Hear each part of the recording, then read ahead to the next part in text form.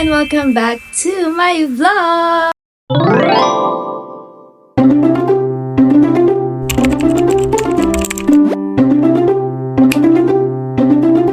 In this video nga ay may pag-uusapan na naman tayong isang online lending app at susubukan nga natin kung ito ba ay legit, maaasahan at gaano nga ba kababa ang interest nito. By the way guys, makikita lang to sa Play Store kaya kung Apple user ka or iOS user ka ay hindi mo nga ito maida-download. Itong app na ito ay walang iba kundi ang Supreme Money Loan App. Na-release ito noong January 10, 2025 at na-update noong January 27, 2025. Sabi nga dito sa kanyang app, hassle-free and quick loan. So, tingnan natin. Can easily lock up to 50,000 pesos. So, alam nyo naman, pag first-time user ka o user ka talaga ng mga lending app, wala pong nag-offer ng 50,000 pesos sa unang loan. Clear loan details, no hidden charges. Diba kasi guys, usually ganon, sabi, no hidden charges, tapos pag ka-loan mo, dun mo lang makikita yung summary ng loan. So, mamaya, check natin. Meron din daw siyang 24/7 customer support. Kung may mga questions kayo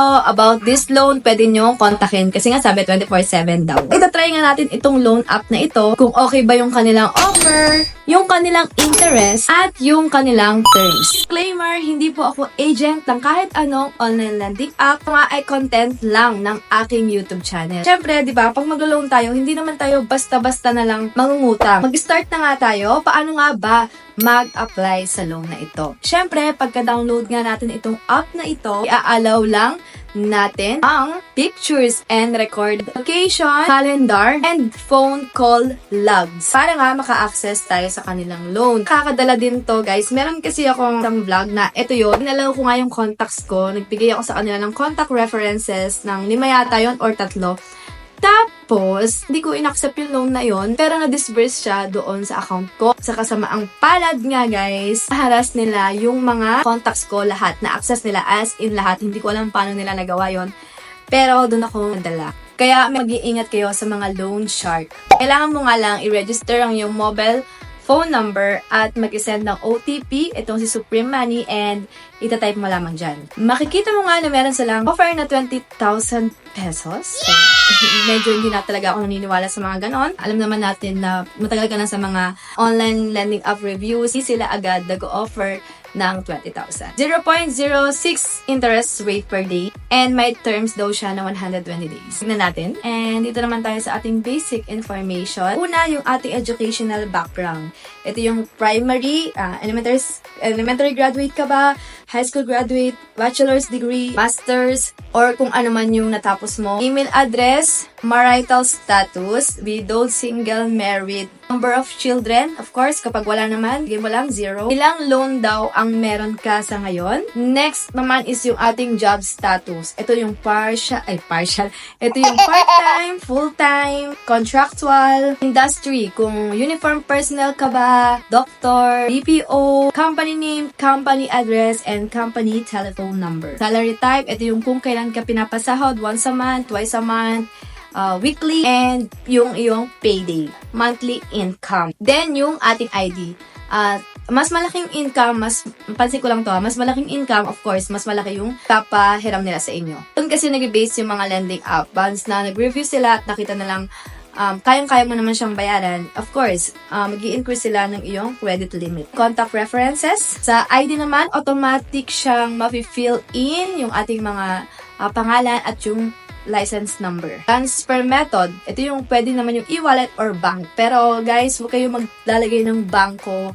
Para sa akin, hindi yan safe. Okay na yung e-wallet. Lalo na, kung hindi nyo naman talaga nilalagyan yung e-wallet nyo, mas maganda na sa e-wallet like GCash. Okay, Jan, congratulations. So, mag-aantay lang tayo kung magkano ba yung kanyang ipapahiram sa atin. Tapos, i-click mo na yung Apply Now. Pagka-click mo nga ng Apply Now, lalabas na itong 1,500. Sabi ko na sa inyo, diba? Hindi totoo yung 20,000 kanina, kanilang dashboard. Huwag kayong basta-basta mag-click ng Apply Now. Kasi kanina, diba sabi, meron siyang 120 days na term, check muna natin yung kanyang loan details. Kasi baka akala mo matatanggap mo ng buo yung 1.5. Click Supreme Money. Period. 120 days. So, totoo naman na 120 days. Amount received, 930 pesos. Service fee, 570 pesos. Grabe ha, kulang na lang ikalahati. Nag-apply kasi ako dito noong February 5, 2025. Tapos makikita mo dyan na yung repayment is February 12, 2025. Meron daw tayong 2 terms. So, yun yung una.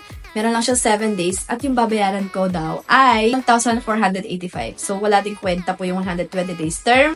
At yung next repayment term, June 2025.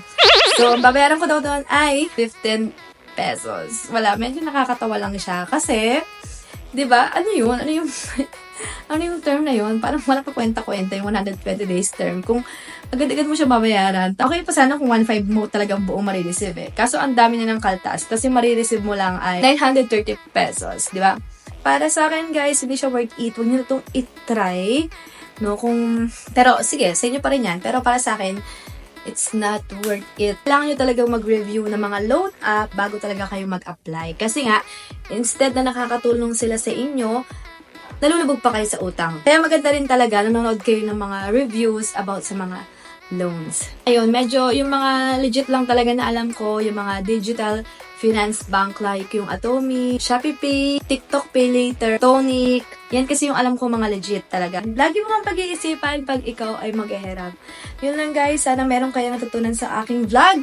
Kung di ka pa nakasubscribe, just subscribe. At kung may katanungan ka, just comment down below. Thank you for watching. Don't forget to hit like, comment, share, and subscribe. God bless us all. Be responsible na era or utangero. Bye!